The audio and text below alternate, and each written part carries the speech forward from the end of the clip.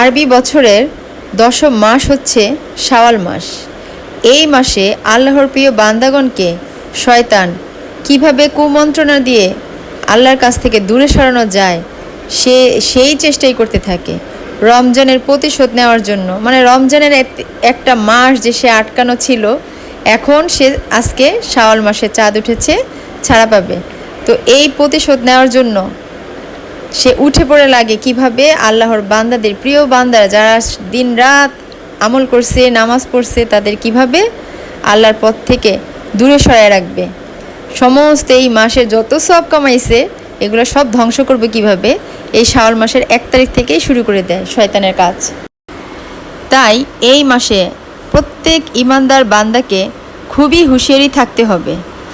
হুজুর পাক সাল্লাল্লাহু আলাইহি সাল্লাম আরও বলছেন, যে ব্যক্তি শাওয়াল মাসের মধ্যে 6টা রোজা রাখে, আল্লাহ পাক তাকে জিনজির দ্বারা বাঁধবেন না। তিনি আরও বলেন যে ব্যক্তি শাওয়াল মাসে নিজেকে পাপ হতে বাঁচিয়ে রাখে, আল্লাহ পাক তাকে অনেক নেকি দান করবেন। এই মাসে পাপের কাজ খুব বেশি হওয়ার আশঙ্কাই থাকে। তাই তো যে ব্যক্তি নিজেকে পাপ হতে বাঁচাইয়া রাখতে পারে, আল্লাহ পাক বেহেশতের মধ্যে তার প্রতি দৃষ্টি রাখবেন। হজরত লূত আলাইহিস সালামের কওম শনিবার দিন ধ্বংস হয়েছিল। ওই দিনও শাওয়াল মাসের 1ম তারিখই ছিল। হজরত নূহ আলাইহিস সালামের কওমও সোমবারে ডুবে মরেছিল। ওই দিনও শাওয়াল মাসের 1ম তারিখই ছিল। হজরত আদ আলাইহিস সালামের কওমও ঝড়ে ধ্বংস হয়েছিল। ওহাও এই শাওয়াল মাসের 1ম তারিখই ছিল। হজরত সালেহ আলাইহিস সালামের কওমের ওপরও আযাব নাজিল হয়েছিল। ওহাও শাওয়াল মাসের 1ম তারিখই ছিল। সকল নবীর কওম এই শাওয়াল মাসেই কিন্তু ধ্বংস হয়েছিল।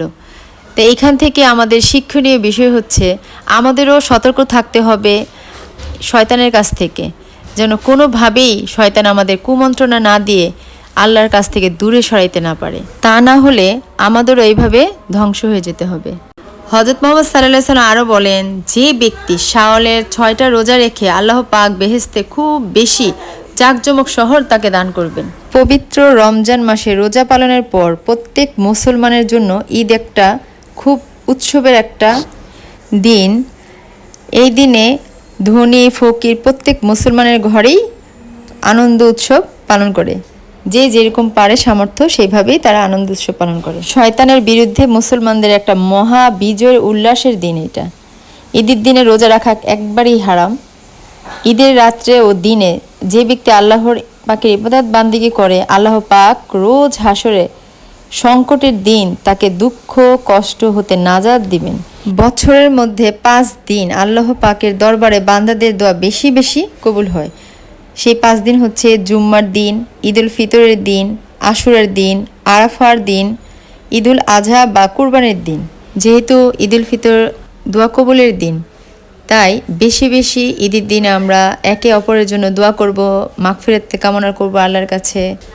এই সুযোগ জীবনে আর আসবে কিনা জানি না, তাই এই সুযোগকে একমাত্র উত্তম সুযোগ মনে করে এটাকে কাজে লাগানো আমাদের সবার উচিত। মুসলমানদের সবচেয়ে বড় উৎসবের নাম হচ্ছে 2টি উৎসব, একটা ঈদুল ফিতর, একটা ঈদুল আজহা। তো আমাদের তো এখন ঈদুল ফিতর, সবাই চায় ঈদের দিন একটু ভালো মন্দ খেতে। তো আমি আজকে আমাদের ঈদের জন্য কি কি বাজার করে আনলাম তা আপনাদের সাথে শেয়ার করছি। দেখেন, নুডলস, সেমাই তো মাস্ট থাকতেই হবে ঈদের দিন। আর ঈদের দিন প্রথমেই আমরা সেমাই দিয়েই ঈদের দিনটা শুরুই করি, সেমাই দিয়ে।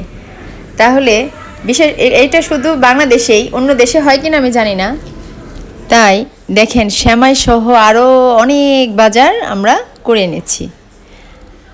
পোলাও চাল, দুধ, সেমাই, নুডলস, তারপর আমরা আবার ঈদের দিন একটু ফুচকা চটপটি খাই সবাই মিলে, তো ওগুলোও কিনে এনেছি।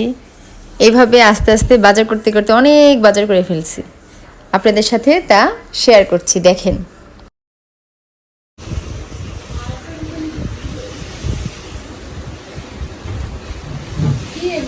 আমরা পুরো মাসের বাজার একসাথে কিনি, আর এগুলো সব কেনা শেষ, এখন গুছিয়ে গুছিয়ে রাখছি আর আপনাদের সাথে একটু এর ফাঁকে শেয়ার করে নিলাম। আমার এই ডেলি ব্লগগুলো আপনাদের কেমন লাগে আপনারা অবশ্যই কমেন্ট করে জানাবেন এবং সাবস্ক্রাইব করে আমার পাশেই থাকবেন। আপনাদের উৎসাহ পেলে আমি পরবর্তী ভিডিও নিয়ে আবার হাজির হয়ে যাব আপনাদের সাথে ইনশাল্লাহ। আল্লাহ হাফেজ।